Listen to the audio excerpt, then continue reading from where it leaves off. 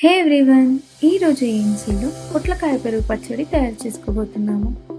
ఒక పాట్లో tea spoon oil, పోపు దినుసులు, తరిగిన అల్లం ముక్కలు, పచ్చిమిరపకాయలు, కరివేపాకు వేసి రోస్టింగ్ విండో వరకు ప్రీహీట్ చేసుకోవాలి.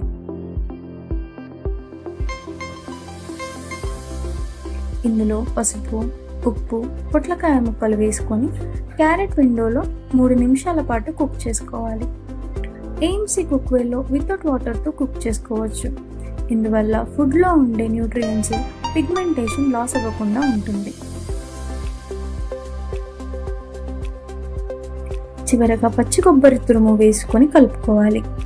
ఈ మిశ్రమాన్ని 10 నిమిషాల పాటు చల్లారిన తర్వాత చల్లటి పెరుగులో వేసి కలుపుకొని కొత్తిమీరతో గార్నిష్ చేసుకుంటే పొట్లకాయ పెరుగు పచ్చడి ఈజ్ రెడీ.